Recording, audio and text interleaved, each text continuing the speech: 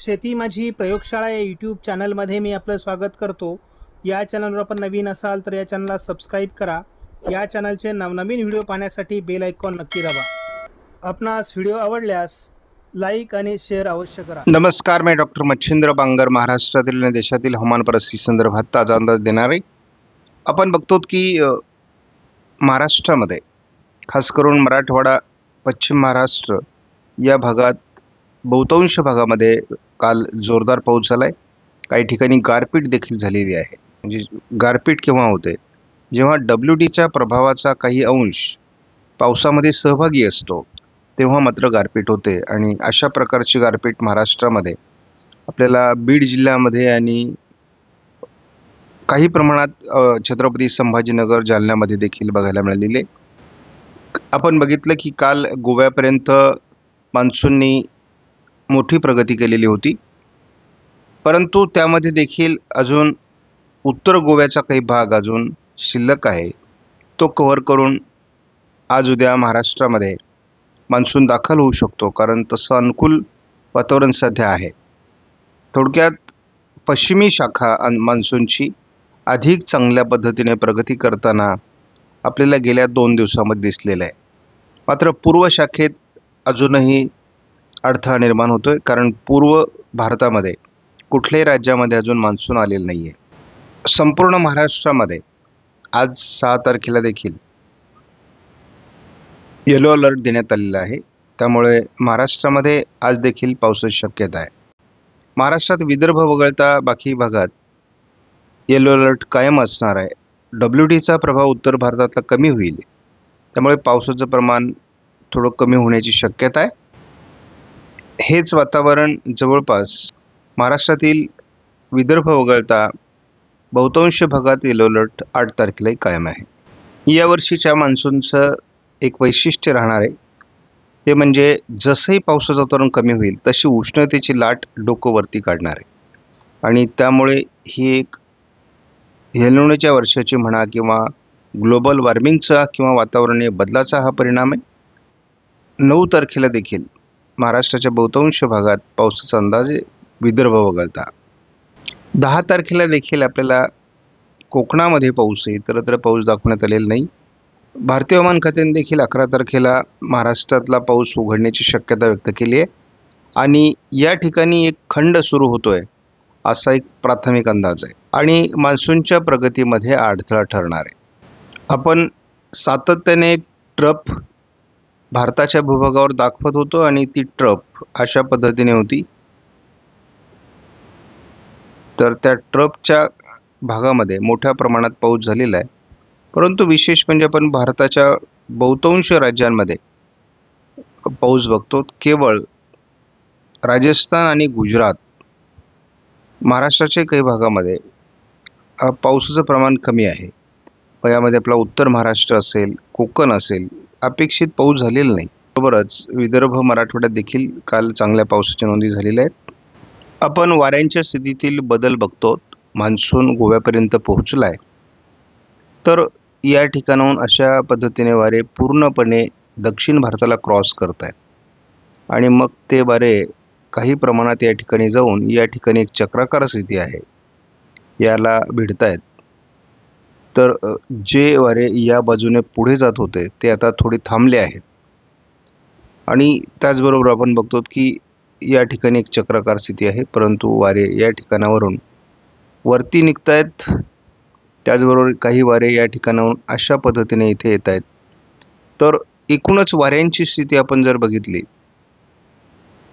तर आता मान्सूनच्या पुढच्या प्रगतीला अनुकूल वारे तयार झालेत. कुठलीही मोठी वादळी सिस्टम सध्या अस्तित्वात नाही. JFS मॉडेलचा अंदाज काय आहे हे आपण बघणं आवश्यक आहे. या ठिकाणी आपल्याला JFS मॉडेलने अजूनही भारतामध्ये मध्य भारतीय ट्रफ कायम आहे, हा भाग अजून सुटलेला आहे. त्याचबरोबर याही भागामध्ये अजून बऱ्याच मोठी तूट बाकी दिसते आहे. मध्य भारतावरील जो काही पावसाचा प्रभाव आहे तो अजून कायम आहे. यामध्ये महत्त्वाची बाब म्हणजे अरबी समुद्रामध्ये हे जे वातावरण तयार होणार, या वातावरणाचा परिणाम कोकण किनारपट्टीसहित केरळपर्यंत मोठ्या प्रमाणात जाणवण्याची शक्यता आहे. महाराष्ट्रामध्ये 8 तारखेलाही अतिशय चांगलं वातावरण दाखवलं जातं आणि खास करून कोकण किनारपट्टीमध्ये पश्चिम महाराष्ट्र, मध्य महाराष्ट्रामध्ये एक चांगल्या प्रकारचं वातावरण आपल्याला महाराष्ट्रामध्ये या ठिकाणी दिसते आणि संपूर्ण कोस्टल भागामध्ये देखील पावसाचा प्रभाव 8 तारखेला राहणार आहे. महाराष्ट्रात पावसाची शक्यता GFS मॉडेलने जवळपास बऱ्याच भागामध्ये दक्षिण भारतात सहित 9 तारखेलाही दाखवली आहे. 10 तारखेला देखील महाराष्ट्रात बऱ्याच भागात पावसाची शक्यता आहे. कोकण किनारपट्टीला 10 तारखेपर्यंत पावसाचं प्रमाण वाढू शकतं. 11 तारखेला देखील महाराष्ट्रात GFSने पावसाचं धोरण दाखवलं आहे. आता GFSचा अंदाज किती जुळतो माहीत नाही, परंतु पहिल्यांदा आपल्याला बंगालच्या उपसागरामध्ये काही हवामानातले बदल दिसत आहेत आणि जवळपास हा मोठा भाग पावसाळी क्षेत्रामध्ये मोडला जाण्याची शक्यता आहे. जर GFSनुसार पावसाळी पॅटर्न बनले तर आपल्याला हवामानातले मोठे बदल या ठिकाणी दिसत आहेत. जवळपास संपूर्णपणे बंगालच्या उपसागरातील वाऱ्यांचा प्रभाव हा भारतीय वातावरणापर्यंत परिणाम करताना दिसतोय. अगदी 14 तारखेला देखील महाराष्ट्रात मोठ्या प्रमाणात पावसाचं वातावरण तयार होईल. अतिशय प्रभावी अशा प्रकारचे पावसाळी वारे आपल्याला महाराष्ट्रावर परिणाम करताना दिसणार आहेत आणि 15 तारखेला देखील, कारण आपला अंदाज आज 15 तारखेपर्यंत आहे, महाराष्ट्रामध्ये सातत्याने वारं दिसते आणि महाराष्ट्रात सातत्याने GFS मॉडेलने पाऊस दाखवला आहे. GFSने कुठेही पावसात खंड दाखवलेला नाही. त्याला आता 10 दिवसाचा आपण ECMW मॉडेलचा अंदाज बघणार आहोत. काय होऊ शकतं तर सध्या 6 तारखेला दक्षिण कोकणासहित घाटमाथ्यावर या भागामध्ये पावसाचं प्रमाण वाढणार आहे. या पट्ट्यामध्ये देखील अजून पावसास अनुकूल स्थिती आहे.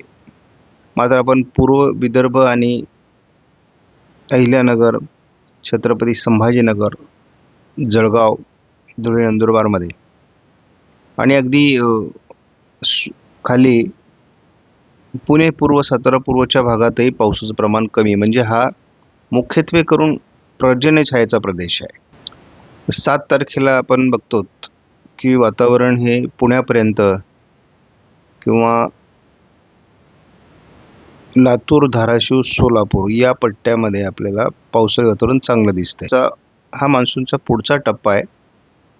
मान्सून पुढे सरकण्यासाठी इथे अनुकूल वातावरण असणं आवश्यक आहे. त्यामुळे या 2 दिवसामध्ये आज उद्या महाराष्ट्राच्या काही भागात मान्सून सरकण्यास हरकत नाही. मुख्यत्वे करून 8 तारखेला ज्या भागात मान्सून पुढे सरकेल, मान्सूनचा पुढचा टप्पा हा असणार आहे आणि त्यामुळे या टप्प्यामध्ये मान्सूनची प्रगती होण्यास 8 तारीख उजळणार आहे. 9 तारखेला मात्र यामध्ये फारशी वाढ होताना दिसत नाही. 10 तारखेलाही फार वाढ नाही आहे. कोकणाच्या दक्षिणी पट्ट्यात मुंबईपर्यंत प्रभाव आहे. जे फार तर मुंबईपर्यंत मान्सून पुढे सरकू शकतो, परंतु महाराष्ट्राच्या मुख्यत्वे करून या भागामध्ये मान्सूनला प्रगती करण्यात मोठा अडथळा निर्माण होणार आहे. तो अडथळा 11 तारखेला अधिक स्पष्ट होणार आहे. तो कमी पाऊस पडण्याची शक्यता आपण व्यक्त करतोय, तो हाच भाग आहे आणि वर्षभर हा पॅटर्न एल निनोमुळे या कमी पावसाचा पट्टा म्हणून या ठिकाणी राहील असं दिसतंय. पावसाच्या प्रमाणात थोडी पुन्हा वाढ ही 12 तारखेला ECMW मॉडेलने दाखवली आहे. 13 तारखेला या भागात पावसाचं प्रमाण वाढतंय. थोडक्यामध्ये कालच्यापेक्षा आज खंड कमी प्रभावी राहील असं दिसतंय. केवळ हा भाग त्यांनी खंडामध्ये पकडलेला आहे.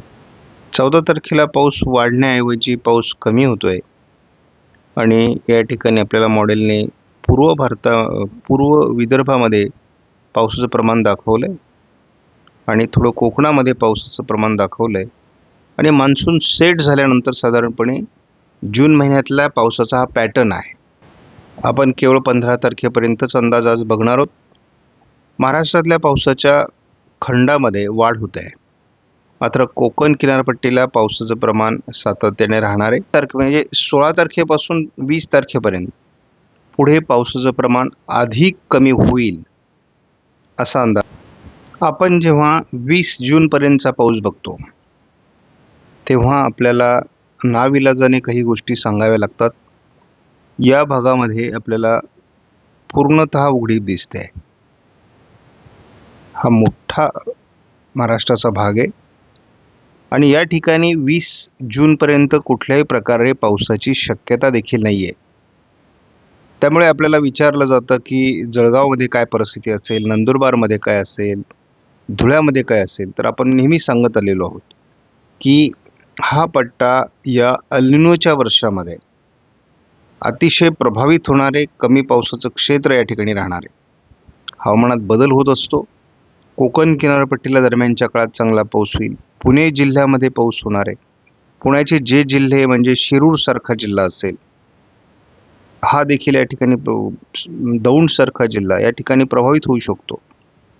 तर सोलापूर जिल्ह्यात या ठिकाणी अतिशय चांगला पाऊस म्हणजे आपल्याला एल निनोच्या वर्षामध्ये सातारा, सांगली, कोल्हापूर, सोलापूर, लातूर, धाराशिव, नांदेड, परभणी, अगदी यवतमाळ, वर्धा, नागपूर, भंडारा, गोंदिया, चंद्रपूर, गडचिरोली या कुठल्याही जिल्ह्यांमध्ये फार अडचणीचा प्रभाव असणार नाही. जून महिन्यामध्ये या ठिकाणी पेरण्या होऊ शकतात. आपण धावता अंदाज घेऊयात अतिशय जलद गतीने. घाटमाथ्यावर पश्चिम महाराष्ट्र, दक्षिण कोकणात आज पावसाची शक्यता आहे. पावसात पाहिजे तसा जोर नाही आहे. मान्सून महाराष्ट्रात पुढे सरकताना अडथळे निर्माण होतील, परंतु तळ कोकणात मान्सून लवकर येईल.